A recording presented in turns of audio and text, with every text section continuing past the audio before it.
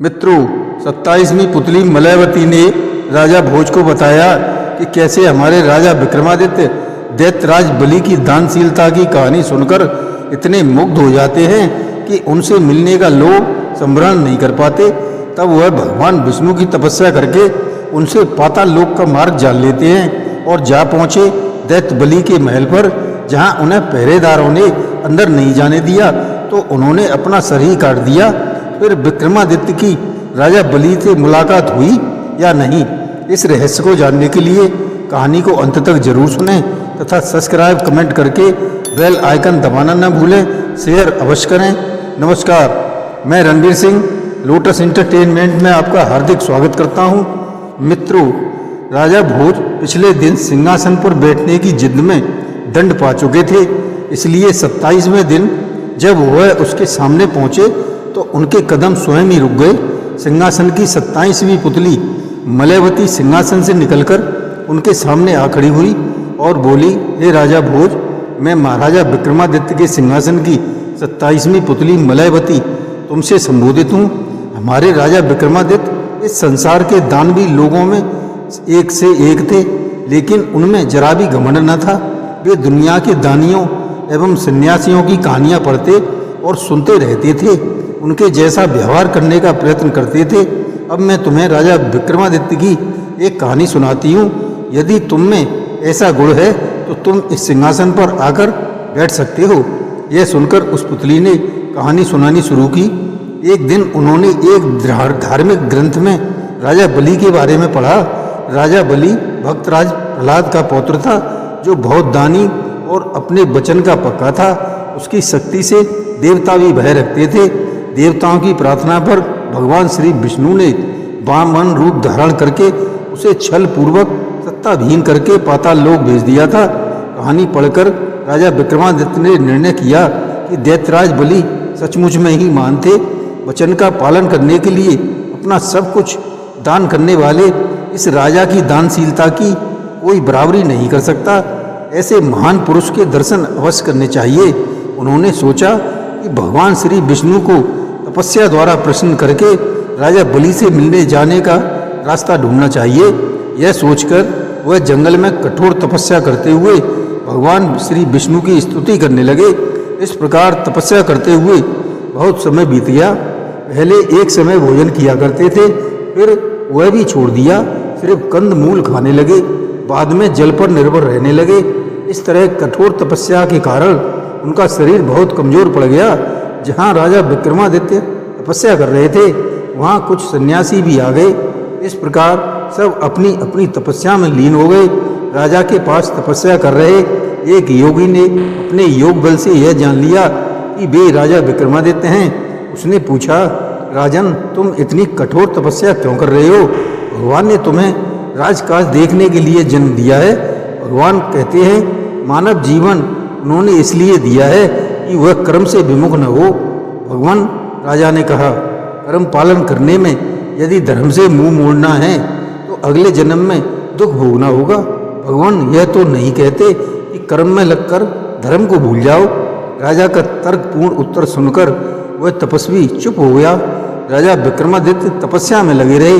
बिना कुछ खाए पिए उनकी तपस्या जारी थी। राजा विक्रमादित्य का शरीर बहुत ही कमजोर हो गया था, लेकिन फिर भी वे अपनी तपस्या नहीं छोड़ रहे थे। एक दिन विक्रमादित्य तपस्या करते करते मूर्छित हो गए। बहुत देर के बाद उनको चेतना आई, परंतु वे पुनः तपस्या करने लगे। राजा को इस तरह से कठोर तपस्या करते देख एक बार फिर उस तपस्वी से रहा न गया। उसने राजा से कहा, राजन, मैं फिर कहता हूँ, हर काम हर किसी को शोभा नहीं देता। आप गृहस्थ मानव हैं, आपको अपनी सीमा में रहकर तपस्या करनी चाहिए। कर्म और तपस्या दोनों का मूल्य अपनी जगह पर एक है। कर्म के द्वारा भी मनुष्य अपना परलोक सुधार सकता है। अभी राजा विक्रमादित्य अचेत हो गए। इस बार कई घंटों के बाद जब उन्हें चेतना आई तो उन्होंने भगवान विष्णु की जंघा पर अपना सिर रखा देखा। उन्हें 2 बार तपस्या करने से मना करने वाला तपस्वी भगवान श्री विष्णु के रूप में उनके सामने खड़ा था। भगवान श्री विष्णु को देखते ही राजा उठ बैठे। दंडवत करते हुए बोले, आपने मुझे दर्शन देकर धन्य कर दिया प्रभु। कल्याण हो। भगवान श्री विष्णु ने कहा, वत्स, इसलिए मुझे याद किया। मैं दैत्यराज बलि से मिलना चाहता हूँ। उसके तप और ज्ञान के मैंने बहुत कुछ से सुने हैं। राजा विक्रमादित्य बोले। राजा की इच्छा जानकर भगवान श्री विष्णु ने उन्हें एक शंख दिया और बोले, समुद्र के किनारे जाकर इस शंख को फूंकना। समुद्र देवता अपने आप तुम्हारे लिए रास्ता छोड़ देंगे। समुद्र द्वारा छोड़े गए रास्ते से तुम पाताल लोक में उस स्थान पर पहुंच जाओगे जहां राजा बलि का महल है।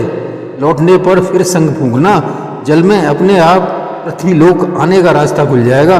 राजा ने वह शंख ले लिया और भगवान श्री विष्णु को नमस्कार किया।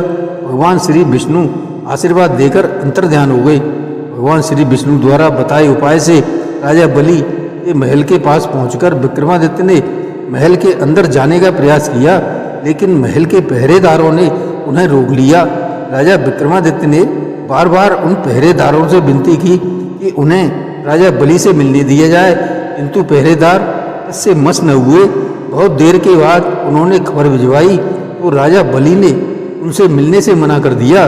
राजा विक्रमादित्य को ऐसे दानवीर व्यक्ति से यह उम्मीद जरा भी न थी कि वे उनके साथ ऐसा दुर्व्यवहार करेंगे। उन्होंने निराश होकर तलवार से अपना सिर काट लिया। पहरेदारों ने जब राजा बलि को यह सूचना भेजी तो उन्होंने नौकरों द्वारा राजा के शरीर पर अमृत छिड़कवाकर उन्हें पुनः जीवित कर दिया। जीवित होते ही राजा ने फिर से बलि से मिलने के लिए कहा, लेकिन राजा बलि ने कहला भेजा कि शिवरात्रि से पहले उनसे किसी भी तरह का मिलना संभव नहीं है। यह सुनते ही राजा विक्रमादित्य के हृदय को बहुत आघात लगा। उन्हें तलवार से पुनः अपना सिर काट दिया। राजा बलि को जब यह खबर मिली तो उनके मृत शरीर पर अमृत छिड़कवाकर उन्हें दोबारा जीवित करा दिया। साथ ही उनके दृढ़ निश्चय को देखकर उन्हें अपने महल में आने की आज्ञा दे दी।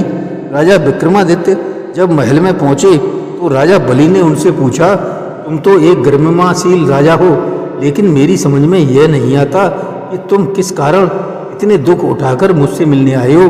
तब राजा विक्रमादित्य ने कहा, दैत्यराज, मैंने धार्मिक ग्रंथों में आपकी महिमा के बारे में बहुत कुछ पढ़ा था। मुझे आपको देखने की इच्छा हुई थी, जो आज पूरी हो गई। आपने दर्शन दिए, इसलिए मैं आपका बहुत ही आभारी हूँ। राजा विक्रमादित्य के व्यवहार से राजा बलि बहुत प्रभावित हुए।